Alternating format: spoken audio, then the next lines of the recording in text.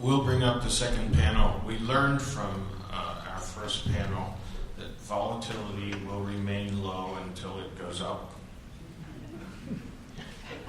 And it may or may not change sooner or later. Thank you, Dino. Thank you, Kathleen. Thank you, Don. Rhonda will come up and introduce her panel.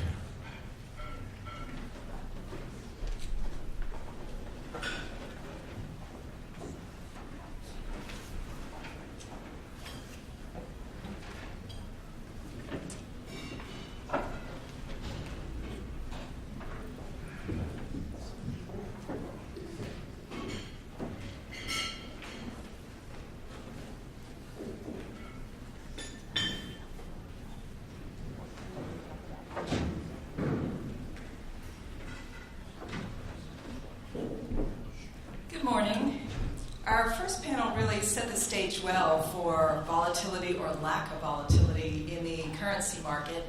This panel will actually focus on the execution of managing risk. We have two great presentations. Just like the first panel, both of our presenters will go through their slides and then we will open up for questions. So we have, first of all, Jeremy Schwartz. He's Director of Research at WisdomTree. He's responsible for the equity index construction process and oversees research coverage across WisdomTree's equity products. Jeremy will go first. He'll be followed by Joe Nellison. He's a member of the product management and consulting team of the iShares US product. He's responsible for new product research. Jeremy. Thanks, Rhonda, and thanks, David, for hosting a great conference and inviting us to be part of it here today. And I think the question of currency hedging is growing in importance within the ETF market. We like to think that we were a pioneer in that regard, bringing the first currency hedge ETFs out a little bit over 4 years ago on a broad-based framework, at least in the US, as well as going for Japan. And Japan was, I think, central to a lot of people for illustrating why currency hedging can become more and more important. What we'll try to do today is give the general case. Why is currency hedging really important when you're accessing the international markets? And I think, to start, the first panel talked about currency volatility, and that is the central question. Why is currency central to your thesis when you're allocating to foreign equities? Do you really want that secondary currency bet on top of the local equity market returns? And a lot of times you could say the equity markets are very cheap in some of these foreign markets, but do you know which way the currency is going to go? And I'd argue a lot of people don't know which way the currencies are going to go, and they're basically taking that secondary risk that is really not something they get compensated for. So we'll talk about that. Certainly Japan was the central case of a weak currency leading to a very strong performing market. And so you have these inverse correlations being one time when you particularly want currency hedging. But there's also this general question of why do you want to take that secondary currency bet on top of your local market return if you really just think the equities are really what you're trying to identify. So when you think about the broader national markets, we have a pie chart of where the most important currencies are for the developed world. In the EFA market, which is the broadest index tracking the international market, it's really four currencies are the lion's share. The euro is a third of EFA, the pound is 20, the yen is 20, and then the Swiss franc, which you could say is pegged to the euro really. So that's 80% of EFA in those four currencies. And the question is, do you have an opinion which way the euro is going to go, which way the yen is going to go, or the pound? And if not, and you just want to diversify your equity set, why don't you currency hedge to get access to that? And that's a really a key question. We've been talking with people about this currency hedge for the last 4 years, and I keep hearing the same responses for why people haven't embraced currency hedging. And I think there's a few common myths out there in terms of currency hedging. We're going to try to address what those are and then talk a little bit about the two biggest currencies, the euro and the yen, in more detail as well. I think part of it starts with, in this first panel, address a lot of the central bank interventions that cause you to think about currency movements, and I think the central banks are a key part of what's driving currency movements over time. And we created a pendulum of tightening to easing in terms of where the major central banks are along the pendulum. And part of my view of why currency is becoming more important is that I think we could be entering a period where the dollar on a longer term basis appreciates. And that's partly driven by, I think, in terms of the major central banks, the U.S. is closest to the tightening path. We're talking about tapering. We should be done by our quantitative easing program by the end of the year. when will Japan start their tapering process? I mean, they are by far the opposite end of the extreme, where they're the most aggressive central bank in the world today. They're buying $75 billion a month of securities, when the Fed is now buying $45 billion a month. You know, the Fed was buying mortgage-backed securities and bonds. The Bank of Japan is buying long-term bonds, but they're buying real estate investment trusts directly, and they're buying ETFs. They own 40% of the entire ETF market in Japan. So talk about Janet Yellen coming out and saying she's going to buy the S&P 500. I mean, that would be a very big statement. They are directly trying to come out and target risk premiums for the market. So they're trying to get the markets to basically go up. They think there's a very positive wealth effect from that. The real estate market's just, or more of an important market in Japan, is sort of 5 times bigger than the equity market. So their purchases of REITs has been very supportive to real estate. So they are by far the one extreme, and I think they're going to be supportive. And I think really the case for Japan starts with the yen being flat to weakening. If you thought the yen was really going to go up, I wouldn't want you to be in Japan. You should just buy the yen directly. But so they're the clearest case of where you could see dollar strength versus a foreign currency. The ECB is sort of stuck in the middle, I'd say. You know, have Draghi out there talking about trying, you know, the rising euro is causing deflationary tendencies for Europe. And in some ways, I say he's trying to cap the euro's upside. It seems like if you get it doesn't seem like there's a lot of upside past the 140 area, which seems to be high on his radar, where he keeps trying to talk it down, and you're starting to get a little bit, you know, more negative movement recently, but it's still been generally very strong. The question is, why take the euro risk when the head of the central bank is clearly focused on that factor as creating deflationary tendencies? So I sort of talk about the euro as unrewarded volatility. Why do you think, you know, is there an expected positive return for the euro when the central bank's trying to cap its move? So those are the 3 major central banks, and I think the Fed is closest to the tightening curve. And that will be the one, I think, where, you know, a shift towards the dollar away from the euro yen. The Japan's the clearest. The ECB is sort of in the middle there. Now, I'd say the biggest misconception, so this is when you say, well, why don't you do currency hedging generally? This is the number one answer I get back. Well, it's expensive to hedge your currencies. And I say, well, yes, in some markets, so Brazil or Turkey or India, which has been hiking their short-term rates aggressively, yes, it's very expensive to hedge the real. Over 10%. The rupee, Rajan came in September, aggressively hiked rates. Yes, it is expensive to hedge a rupee. I'd rather go long that over time because they sort of discount to purchasing power parity. You could collect that interest rate. But the cost to hedge is all based on relative interest rates. So if we're at 0 in the U.S., Europe's at 0, Japan's at 0, you know, the cost to hedge the euro, yen, and the pound are largely close to 0. I mean, that 75-80% of IFA is in currencies that have nearly a 0 cost to hedge, and you may actually get paid to hedge these currencies. So if we actually are the first central bank to raise rates, and Europe and Japan are lower for longer, you can envision a scenario where you're going to get paid to hedge the euro and get paid to hedge the yen, and then the question is, why would you actually have that risk?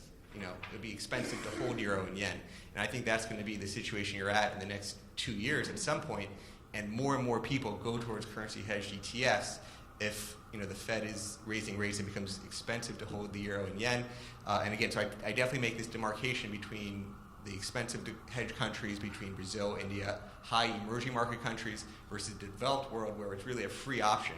And then you got to have much more conviction to take on that euro and yen risk when it's essentially a free option to hedge it. The second argument I hear, you know, why they don't hedge the risk is, well, they like the diversification they get from these foreign currencies.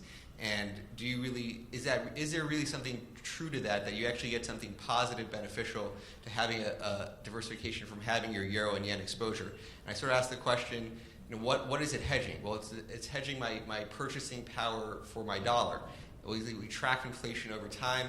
The inflation since IFA's been around in 1970 has been about 4% a year. Well, the dollar, yes, it has depreciated over that 40-year period, but it hasn't really kept up with inflation for the U.S. The IFA currencies have appreciated about 1.6% a year, so you sort of suffered. It didn't keep track of that inflation of 4%. What does actually offer long-term hedges against inflation? I think stocks. I mean, dividends grow with inflation over time. Just in the S&P, dividends grew 1.6% ahead of inflation, so you could say stocks have a long-term hedging characteristic of inflation. Even the IFA dividends grew ahead of inflation over that 40 years versus the IFA currencies, which only appreciated by 1.6%. But I think one period in particular really questions whether or not the euro and yen and the pound make good hedges against U.S. inflation.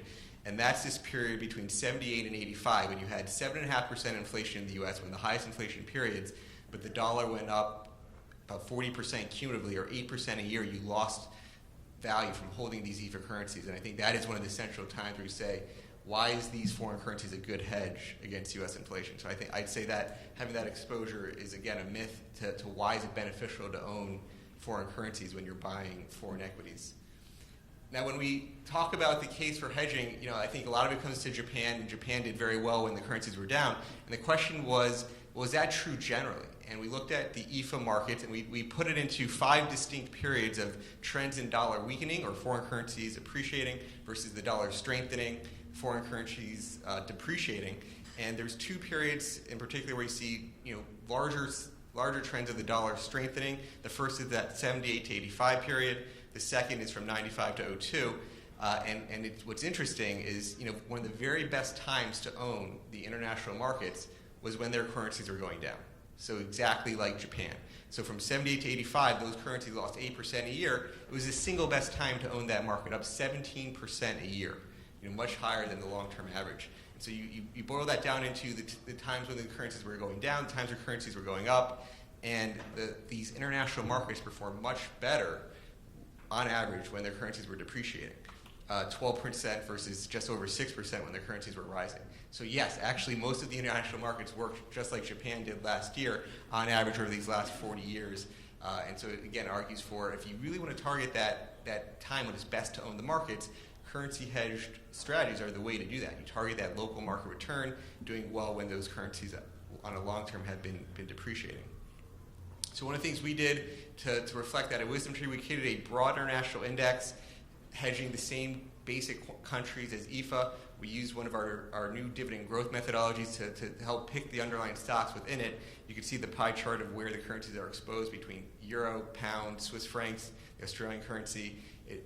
Because we use a growth and quality screen to select the stocks, it's return on equity, return on assets, earnings growth expectations. It's underweight some of the leveraged sectors like financials and utilities, overweight the higher quality growth-oriented sectors like the consumer sectors and healthcare. But this is a new index that we launched and created a new fund to track this.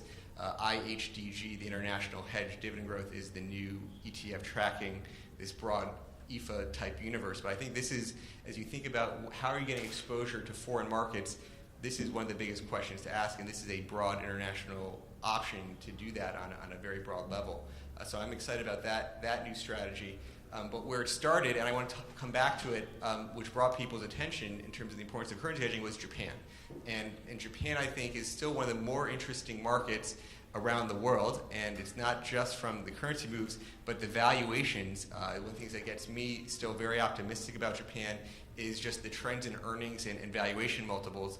When you look, since Abe got elected at the end of 2012, Japan's been the best performing regional market, but amazingly, the valuations have actually gotten better. So despite being up over 50%, the PE multiples contracted because earnings were up more than the stock prices. Last year the S&P was up 32%, but 12% was EPS growth. Most of it was PE multiple rising. And so generally, the regional markets between Japan, Europe, US, 3 of the major developed world markets, Japan's actually the cheapest, in my opinion, and on a PE basis. And the trend in earnings is more supportive because we talk about US margins being near all-time highs and they having to come down. Japanese margins are actually mean reverting higher, and so you have relatively low PE ratios with positive trends on margins supporting it versus the other markets which have been driven by mostly multiple expansion. So Japan, I still think, is one of the better opportunity sets, but again, it comes down to if you didn't hedge your currency, you're sort of in the middle. If you hedge your currency, you're up 45, 50% since Abe was elected. If you hedge, if you didn't suffer the 20% yen weakness that brought you down into the middle, if you didn't hedge the currency risk, and when you think about, a lot of people say, have we already missed it? The markets move so much. Have we already missed the party? And I say we're still only halfway there in a lot of respects. And this is the 10-year chart for the TOPIX and the yen. And it sort of illustrates the tight negative tracking between the yen and the TOPIX. And it also says why I think we're only halfway there. In the U.S., we're back to the pre-crisis levels in dividends and earnings in the S&P. Where was Japan pre-U.S. financial crisis? Well, the TOPIX was 1,800, and the yen was at 120. At sort of the bottom of the equity market and the top of the currency market, you were around 80 yen to the dollar. Today, we're at 102, a little bit below 102. So can you get back to 120? I think it's absolutely possible to get back to 120. But a key part of it is not just what the Bank of Japan is doing. We already know that it's the most aggressive central bank in the world. The other half of the equation is when does the Fed raise interest rates? Because right now, if you're a Japanese pension fund or an insurance company, the U.S. 10-year at 2.5 looks quite good versus their 60 basis points in their 10-year. So what do? Because just like it costs us 0 to hedge the yen, it costs them 0 to hedge the dollar. And so they're fully hedging. If they're buying the U.S. Treasury, they're hedging all that currency risk. They're collecting the 200 basis points positive spread, and that's a great trade for them. They'll do that all day long. But if we actually ever raise rates to 2% or 2% or higher, that's when a lot of those currency hedges come off. And I think that's why one of the things I say is Japan's sort of a longer cycle. You got to have the Fed raising rates before the yen continues back towards that 120 level. But then I think that's also very supportive for their equity markets. You'll see continued gains for a lot of their large exporters, which have a global revenue basis and get positive profit gains when the yen is weakening. And so I think you could very much get back to that 1800, 120 level. And the TOPIX would be 50% higher from here if it got back to that 1800 level. And so in the next 3 to 5 years, I think those are very reasonable expectations. As the Fed normalizes policies, the Bank of Japan is likely to be lower and more accommodative for longer. And I think you can get back there on both those regards. And given, when you read their statements, I mean, they're trying to tell you what they're trying to do. So this is from their second in command at the BOJ, Mr. Iwata, and he talks about why it's so important to confront deflation and how, market participants with rising inflation expectations, they're going to shift their portfolio from cash. If you look in the blue bar, that's how much cash the Japanese citizen has, which is 54%. How much is in equities and funds? Very little, 10 to 12%. And it's starting to increase because they're starting to expect inflation. It made sense to have all their money in the bank when they had deflation. And it made sense for the insurance companies or in life and the pensions to have a lot of JGBs when they had deflation. But now that inflation is coming, and they were actually very successful in generating inflation last year, you got to start shifting. How do I get inflation hedges? Well, we say, what's the next move in Japan's markets? Are there any buyers left? The only buyers have been foreign buyers. The local institutions, the local Japanese have not actually got involved yet. And so that's one of the reasons why there's still more catalysts to come, is that they actually convince their local markets that there's going to be inflation. Then they should shift out of cash, out of bonds, more into assets that participate from inflation, and dividend stocks and real estate are some of the beneficiaries. They talk about, you would expect people to go overseas to higher yielding markets and for the yen to depreciate. Again, it's coming largely from the heads of the central bank. And so if you're trying to fight the BOJ, I think that's a very tough fight to have over long periods. Now, because at WisdomTree, we're pretty optimistic about what's going on in Japan, we've created a whole suite of currency hedge options for Japan. We had DXJ, which is the large cap exporters. We've created small caps for the more local part of the economy, and then a suite of sectors. So whether it's financials, real estate, healthcare, TMT, or another even more yen-sensitive basket, the capital goods companies. We're trying to give people more specific plays. People have not been in Japan for the last 25 years, and we think that it is one of the more interesting markets on a valuation case, as well as the idea that if you really want to buy Japan, you can't view the yen being positive at this point. And so you really got to hedge your currency there. And so when you look at the differential in returns, just since we launched these sectors, I mean, it's one of the interesting things is people say this consumption tax they did in April 1st is creating a lot of conundrums for people. Like, is it really what they need to be doing? And what I find fascinating is the small caps have basically outperformed the large caps 4 to 5% this year. And you can say the small caps are the most sensitive to the local consumption. And so I say, the consumption has really been a non-event. What's been hit has been the large cap exporters, which have been trading down on the U.S. 10-year, going down to 2.5. It's really global growth concerns, U.S. growth concerns, more so than what's actually happening in Japan. And the large caps really trade off of what's happening in the U.S. and China more than they do what's happening in Japan. And so if you want to really leverage play on global growth, it's the Japan large caps. If you want something more in the local economy, the small caps are one, but both of them, I still think you need to really hedge your currency when you're getting access to it. Now, when the idea of the valuations of the stocks is really attractive, do you really want the euro risk? I think that comes back to the European question. We look at the spreads and valuations within the equities, and what's interesting is you look at their earnings yield, which is just the inverse of the P ratio, and compare that to the bond yields. And so the large European markets, whether it's Germany, Switzerland, France, UK, they have spreads between their earnings yield and bond yields that are 300, 400 basis points higher than their long-term average. You look at the U.S., and our spread is higher than our long-term average by, average since '98 was 1.5%. Now it's 3.5%. But we're not quite the 400 to 500, 600 basis points in Germany or Switzerland. But is the euro really cheap? Or do you even know if the euro is cheap or expensive? That's a tough question to answer. You see the valuations are attractive in the stocks on a historical basis. But what do you think about where the euro is going? That's a much more difficult question. So when you look at the historical contribution to volatility in the euro area, the euro's added 20 to 40% to the volatility to European equities. We show, the green bar is the euro volatility, the blue bar is the local markets, and the orange bar is the volatility to just the U.S. investors who had both the euro and the equity volatility. And you could really say, I want the cheap valuations, but I don't want to take that euro volatility. I do think it's a source of unrewarded volatility. There's no reason to think the euro should always appreciate versus the dollar. Some periods it helps you. It's helped you over the last 10 years. It's helped you over the last 5 years. It hasn't helped you over the last 3 years. But we may be entering this period where the dollar appreciates on a more long-term basis, and then you want to hedge that volatility there. And in Europe, it worked very much like where the down currency was a much better time to own the European markets. When the European currencies were going up, their average return was only 1% a year. When their currencies were going down, the average return was only 14% a year. So it again gets back to a lot of these markets have worked like Japan in the past, where depreciating currencies is very supportive for their local equity market returns. And you can see some of the periods in particular here. The 92 to 01 period, the European currencies for 10 years lost 6% a year, but the markets were up 20% a year, the single best time to buy these European markets. So again, it argues for if you think the dollar is going to appreciate, that could be very supportive for their exports, and you want to buy those European stocks hedging those currencies.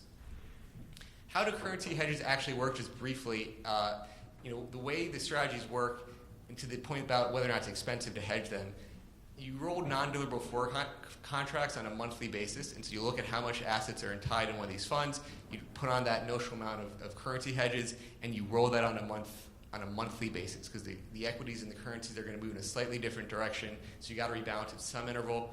We, and most of the people who are out there offering currency hedge ETFs are doing on a monthly basis in a very similar framework. And when you ask the traders, how much does it cost you to hedge it? What is the bid-ask spread of the currency forwards? We've gotten feedback that these markets are so liquid, the developed world currencies are so liquid, it could cost you 3 or 4 basis points a year to roll these forwards on a monthly basis. 3 to 4 basis points a year.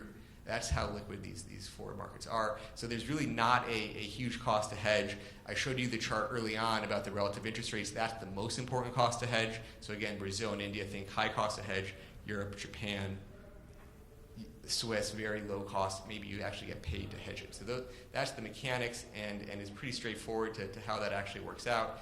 And just wrapping up, and we'll turn over to Joe. I think currency hedging, when you look at the ETF market, it's the single most important thing happening in the foreign developed markets. I do believe that the dollar has a period of strengthening over a longer basis. And if you think about what risks are you being compensated to take, currencies are supposed to be a wash in the long run. Why do you want to take that volatility? It's a very important question you have to ask when you're allocating to foreign stocks. And there is a lot of good opportunities, I think, on a valuation standpoint, whether it's Europe, Japan, being cheaper than the US, but perhaps you don't want that currency risk. So with that, I'll turn it over to Joe.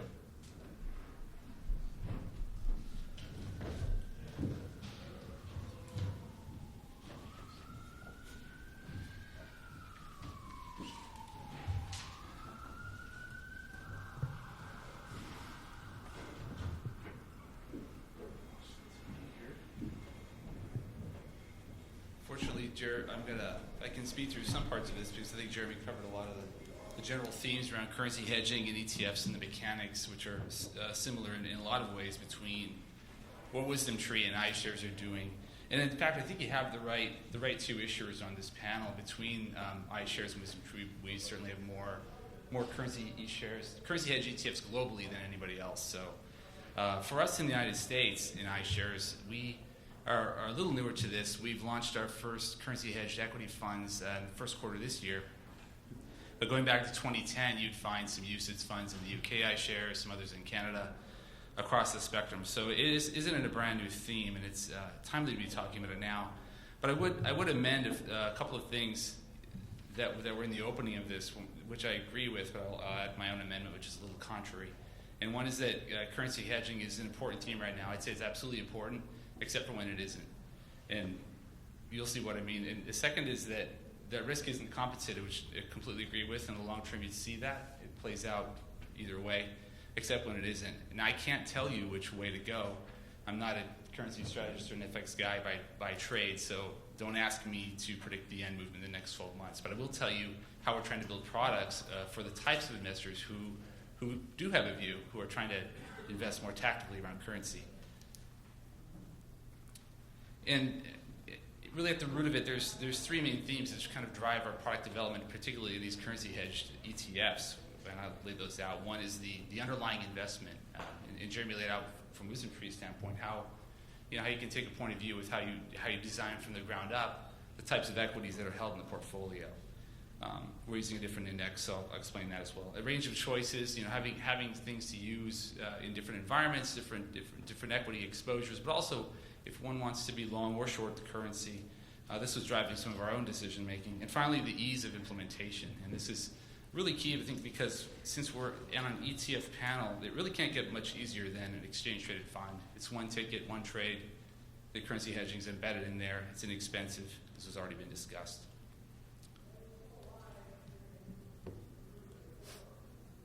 So just a little background. I'm from iShares, but iShares is a business within BlackRock. So essentially, we're for BlackRock, which has a long history in currency hedged exposures for all sorts of clients. We're currently running about $80 billion in currency hedged AUM, trading about $40 billion per month. So rolling those exposures for clients through internal and external mandates. So it's not new to the firm, but for iShares in the U.S., it's something new. And we were able to leverage an existing product set to get to a design that we think is actually helping us get out of the gate a little faster with some of these currency hedged ETFs that I'll discuss with you in a minute. It is notoriously hard to predict these kinds of movements. So I have the reason I have some notes here is because we have looked at some of the flows more recently to see what people are doing in ETFs. But one thing to get right out of the gate is just the basic create redeem process. And I'll spend just 15 seconds on this for anybody in the room. And Jason, you can correct me if I miss anything, but one of our capital markets people back there. Essentially, an exchange traded fund is the liquidity of that fund is driven from the underlying holdings, right? So you can have an ETF that has 5, 10, 15 million of assets, but someone can come in and create 100 million of it if it has liquid enough holdings inside. Think these are liquid stocks in developed markets, S&P 500, et cetera. That's something to keep in mind, and I think as an ETF grows into the billions, it has its own liquidity that takes on the role of absorbing a lot of those orders, and so that the market maker no longer needs to go to that primary market, in this case Japan or Europe or IFA, to buy and sell those securities.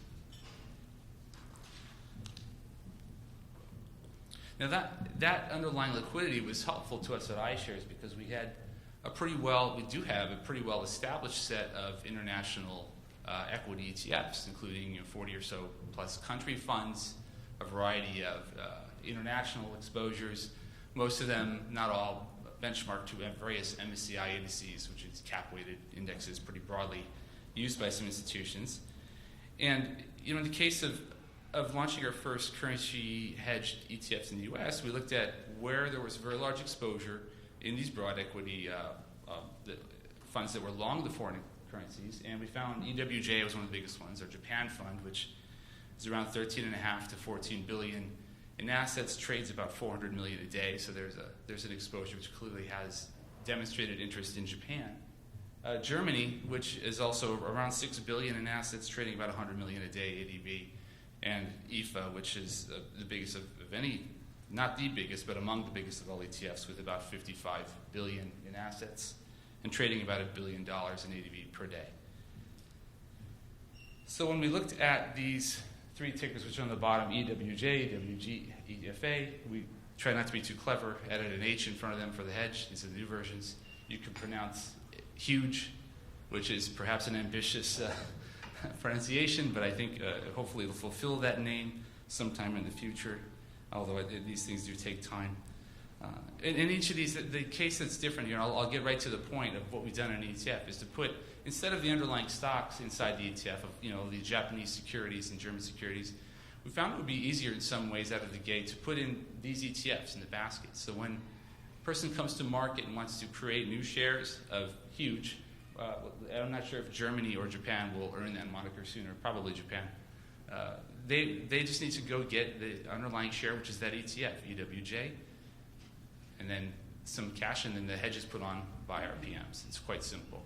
The benefit of that is that underlying liquidity we just talked about is accessed by the investors. So it does help keep the spreads tighter than they would be for a brand new fund out of the gate that's holding 300 plus Japanese securities, or German stocks for that matter. So that was one of the benefits of having kind of a broad product set to work with. And it was also consistent with what a lot of institutional investors were asking us for, people who were using these funds, which was that I want to have the same underlying equity exposure. The only thing I want to have different is my currency exposure. I can be long or short the yen. I can make that trade without really changing the underlying. So it's just a matter of simplicity. Now, I will say right now we haven't seen since these funds were launched a whole lot of flow into them yet, and clearly there's been a bit of a change since what happened last year, at least over the short term in Japan, which we can cover in a few minutes here. But this is something where, again, it goes back to currency hedging matters, except when it does, and I think that means for the investor's time horizon. On a shorter time horizon, it really matters more. Over a longer time horizon, you see these differences sort of wash each other out, at least into some developed markets. And here's an example of that. It's maybe hard to see, but I think you'll get this later. This is the IFA exposure, the MSCI IFA, which again, Jeremy had in his presentation. You can see it's a lot of different currencies, a lot of pounds, some euro, a lot of yen in there. Year by year, the movement of the FX as well as the underlying equity, it really does move around a lot. So on a one-year basis, there was almost a 4% difference between the hedged and the unhedged over the last year. Play that out over 5, 10 to 20, though, you see that annualized difference compressing down to less than 1%, 26 bips, and 13 basis points over 20 years. Now, I don't know anyone who's held an investment for 20 years of this nature. However, they are out there. Some of the pensions and large-scale institutions we deal with are dealing with time horizons like this, and so they can wait for that sort of currency hedged versus unhedged exposure to really narrow out. But over the shorter term, it does matter. And again, this gets to the philosophy of just having choices, having an exact same underlying exposure, the investment thesis being very simple, and hedging or not hedging. And we don't necessarily dictate the point of view. We'll provide the advice, but not tell the end investor what to do.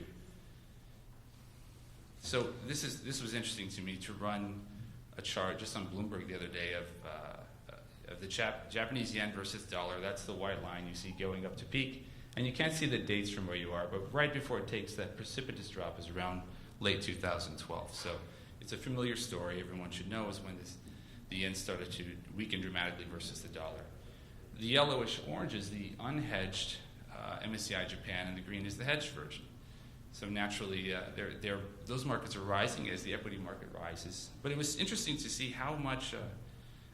Last year, the difference was dramatic. It was something like as Jeremy said, 50+% for the hedged versus 27% return for the unhedged, and both of those are attractive returns. And in fact, we saw during the period last year when there were a ton of assets flowing into hedged yen exposures and equities, it was kind of curious that we actually saw $7 billion also flow into the unhedged EWJ. So there were people on both sides of this trade. I think most of that was in the fourth quarter, during a time when I can assume these investors were seeing the yen reaching some sort of change in trajectory. But whether or not we can explain it, it's happening. There are people on both sides of that trade. In year to date, which we don't see here, we've seen flow coming in to the unhedged exposure again, to the tune of about $500 million into that EWJ, and nothing really coming into the hedged version.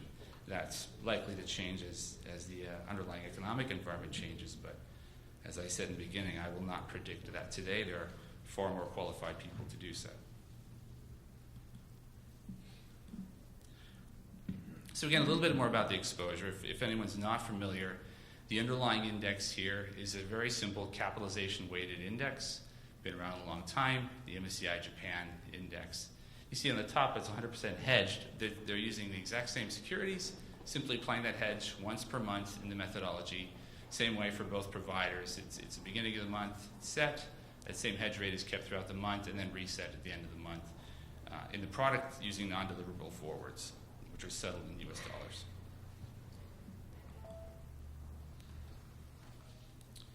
Now the point to see on this graphic is that, again, it's just another illustration of the fluctuation between the yen and the dollar. All right, and we can see toward the tail end, 2012, 2013, when there really is a negative net return for an investor in an unhedged versus a hedged exposure, hedged to the dollar. So that exposure to the yen hurt folks, even though the Japanese equity markets were rewarding them. But you can see over the longer term, it is hard to say, and I guarantee you, even as much as we say there shouldn't really be any expected return from FX, really it's just risk and managing that risk. There's always someone out there who thinks they can win, and again, it's all about having the tools for those really well-qualified FX investors. Make sure it's okay in time. Okay, this is just simply a breakdown of the sectors in the capitalization-weighted MSCI index. You'd see there really isn't any point of view here other than capitalization weighting, as I mentioned. So this is the same weightings for the EWJ or the HEWJ, aka huge investor. I'm focusing on Japan right now. And it's interesting to see, it's certainly unpredictable, but at least unless you're an analyst in some of these sectors perhaps, but how some of the Japanese sectors have performed through this cycle of weakening in the yen. The black line is representing the yen versus the dollar again falling through late 2012 and through 13. And the sectors that we'd see rising, many parts of the market were as a whole doing very well. It was interesting to see though financials and telecom toward the top, consumer staples. These situations change, but this is an examination of how this kind of broadly diversified exposure is playing out well for certain types of investors who don't really have a point of view in a particular sector. Just want that broad representation.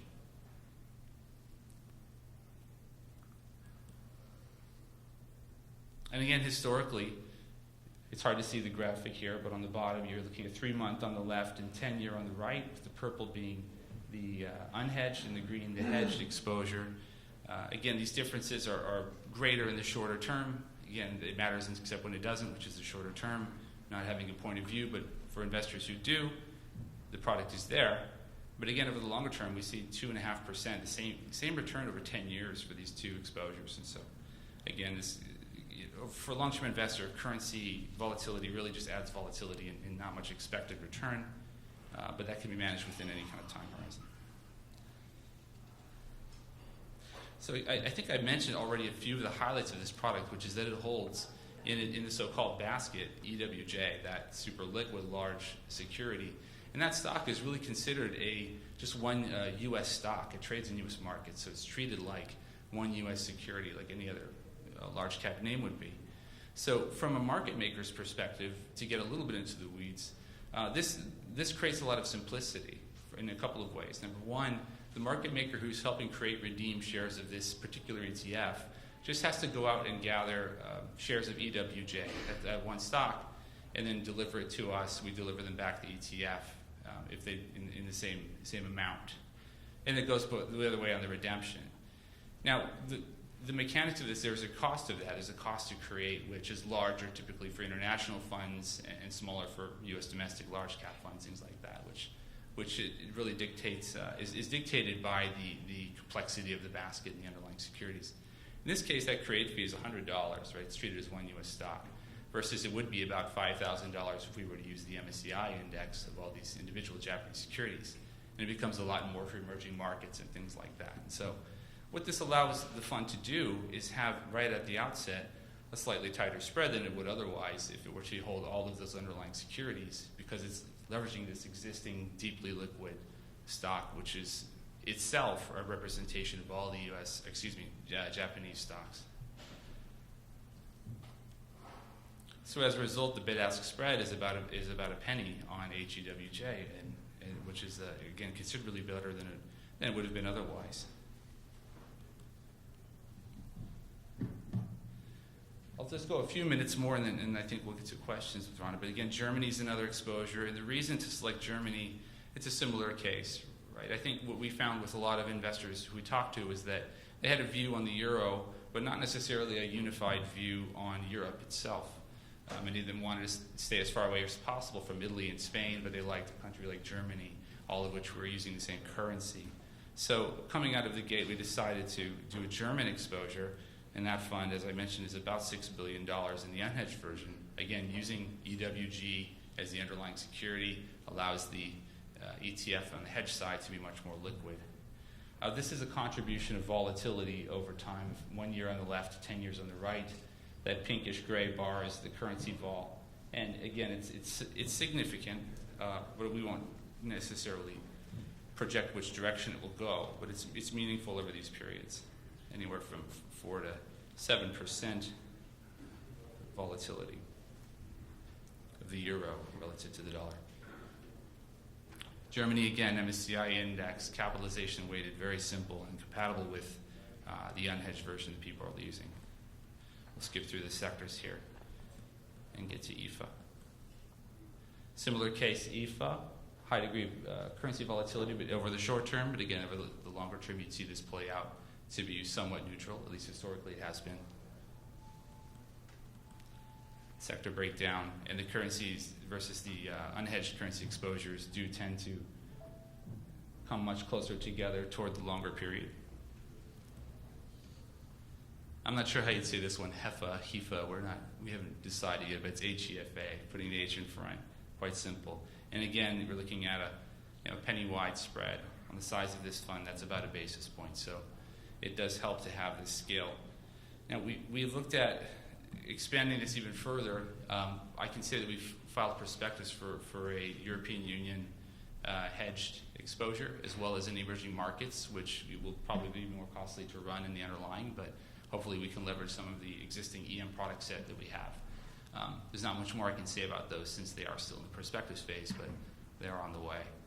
And again, I think that the whole point of this was to illustrate how we think about developing these products. We think not only about the underlying exposure, but what it means from a liquidity and trading standpoint, because that's really where the rubber hits the road with an ETF, is giving people something they can trade quite easily with a provider who has the scale to enact the hedge efficiently and cheaply. And it's really bringing that to people, both individuals and institutions across the market. Thank you.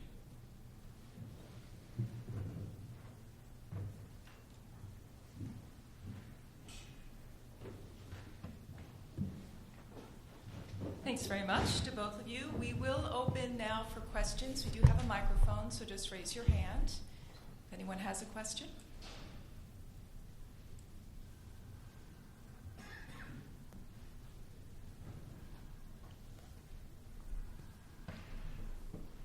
When and if interest rates finally do diverge between some of the developed countries, what do you expect to do with your products? Well, these are just tools. So the currency hedge options are options that help manage that risk. And I think there is this big question of, if the currencies are awash in the long run, why should you default to take the risk? I think that's a big fundamental question that people have to ask themselves: is why are they taking that? Yes, they could be awash, but why add to your expected volatility?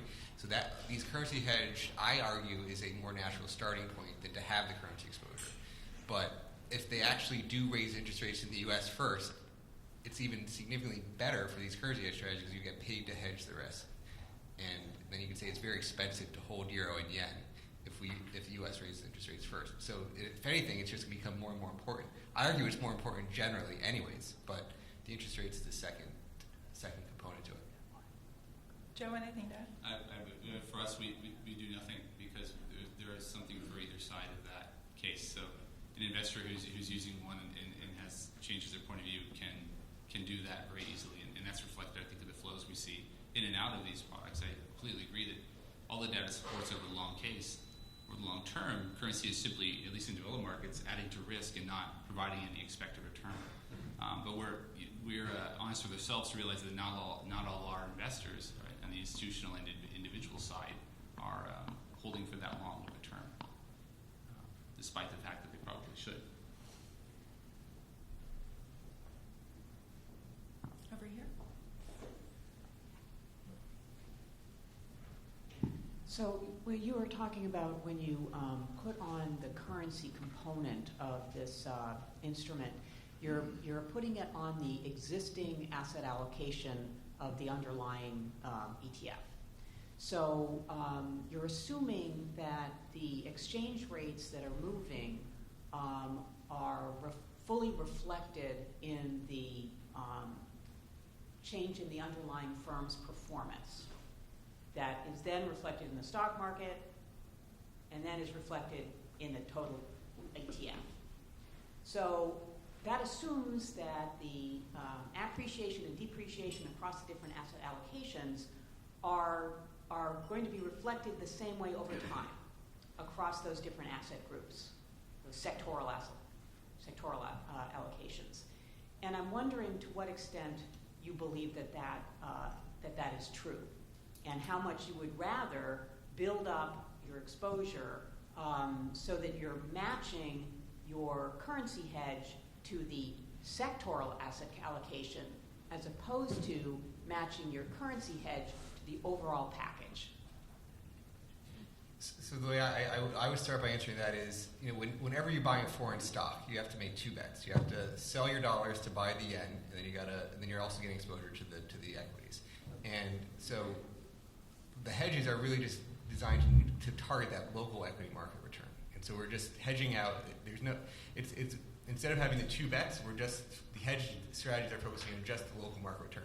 So there is this question of how much exposure to the yen do you really want? And so then you can sort of look at what is the reaction to the various sectors, and say it's going to benefit these sectors. And the one thing that's true is correlations change across time, right? So right now there's a positive correlation between the euro and the stocks.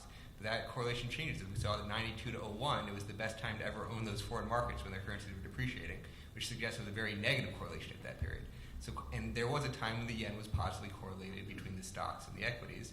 I would argue it's got to be a much higher level than you are today, because I think if it went from 102 to 90, what that would mean it was probably a risk-off environment. China's going bad, U.S. is going bad, and you wouldn't want to own Japan generally. But that correlation can change over time, and you can sort of figure out what is your desired exposure, what is the optimal hedge ratio you want to have. I would argue you shouldn't be 100% one or the other. Like a more neutral starting point in my view is 50-50. And when you have a view, you want to add the euro or you want to add the yen, you sort of add it. If you have no view, 50-50 is a much more neutral baseline than fully having it always or fully not having it always. But I hope that's sort of partly answering that question. Yeah. And I would add, if maybe it's clear, but the underlying securities in both of these, the indexes behind these products are all Japanese stocks denominated and priced in the yen. So if there's any movement in the end, it really affects everything equally across these funds, and so you'd see certain sectors rise. Well, now there may be some which may have different exposure internationally, but at the end of the day, they're simply equities, and that foreign currency component is translated from U.S. dollar, U.S.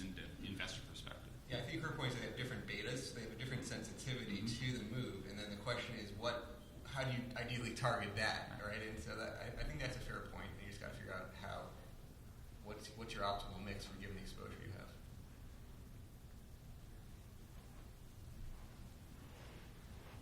This question's for Joseph. Just a practical question.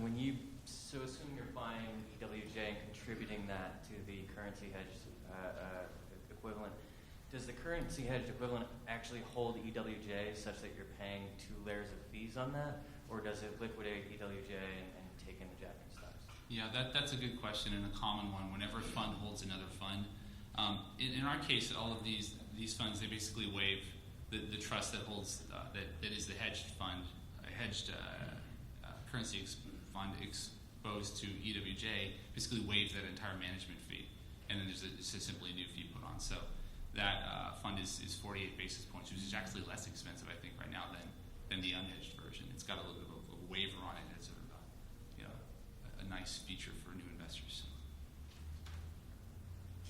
Other questions?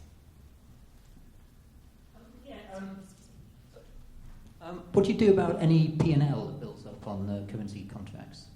I think you had a slide on this. Yeah, I didn't mention the bullet, but that is a very good point. And so there is the way that the taxation works on currency hedges is that they're distributed on an annual basis. If you have gains on the forwards, so let's say the yen depreciated like it did last year, they get distributed on a 60-40 basis between long-term and short-term capital gains.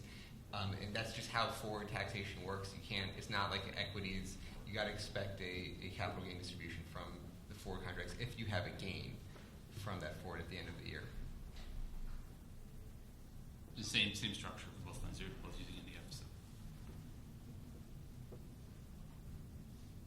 Other questions? Well, while we think for a minute, I have a question for both of you. In terms of what you can share, the anticipated growth of these products going forward, and we touched on this a little bit, but how do these products evolve, say, 5-10 years from now, if you can even project that far out? Well, Japan started it off, and it woke people up, and that's, I think, whether it's in the U.S. or in your London offerings, that's where you've seen the most success, I think, within the ETF framework is the currency hedge in Japan. Right now, we're seeing money go to the European, so HEDJ is our European hedge to the euro. It's the European version of DXJ, and that's probably got about $1 billion today. At the beginning of 2012, it was 25 million, so you're definitely seeing money go towards the European option.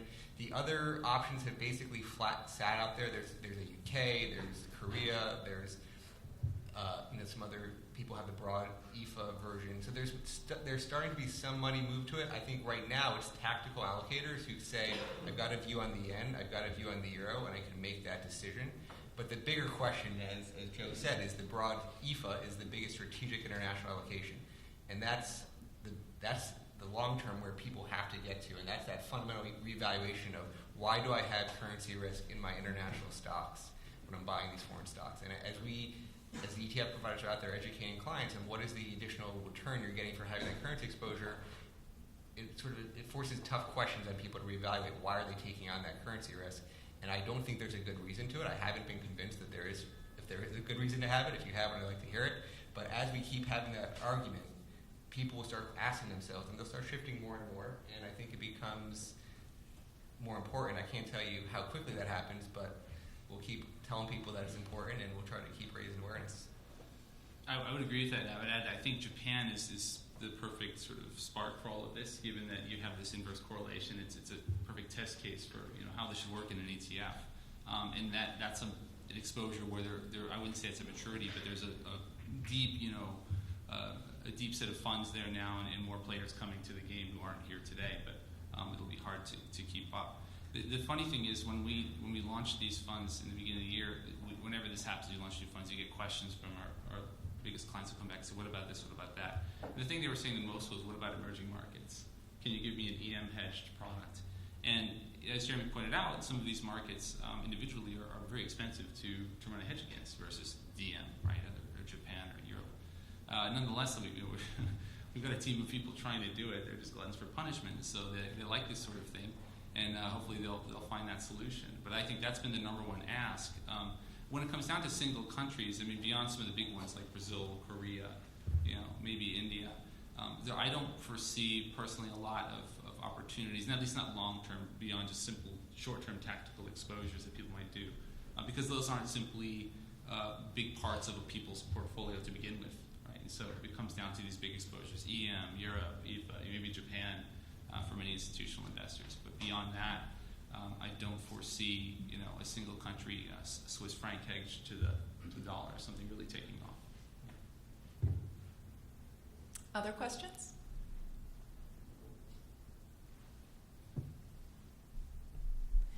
Did you get a lot of those emerging market calls after the turmoil in the emerging markets, or was anybody thinking about that ahead of time?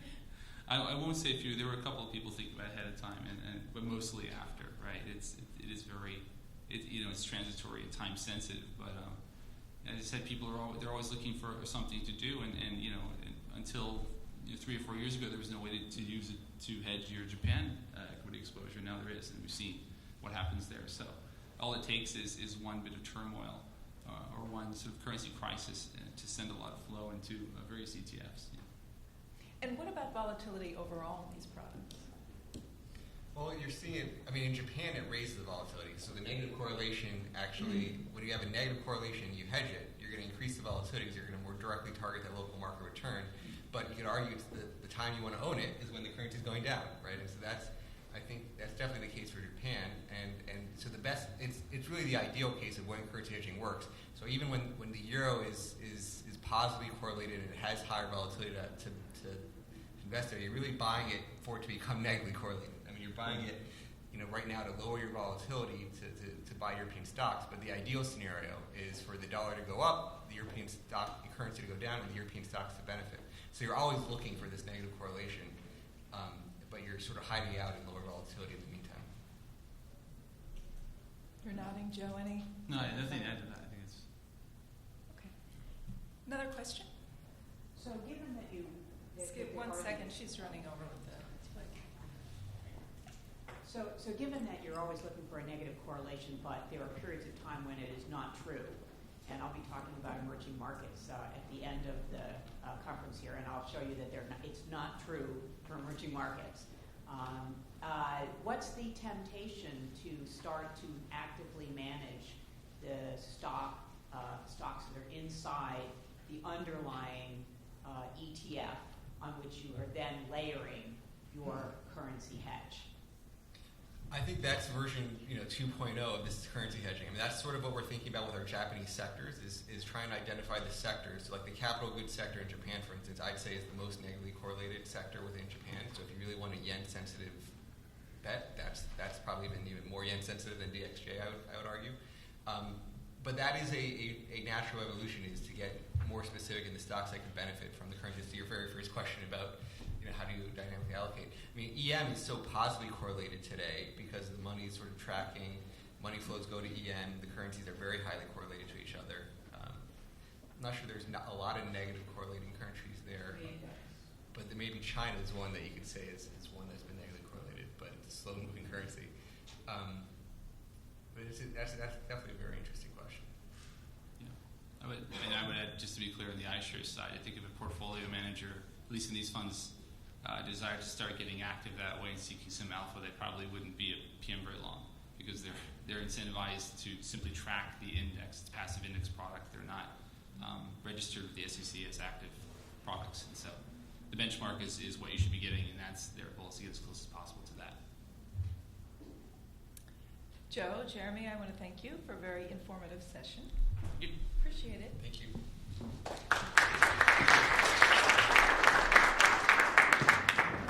I'm Ben Craig from GIC. David had to step out for an interview. We'll do a coffee break until 11. We'll start again for session 3. Thanks.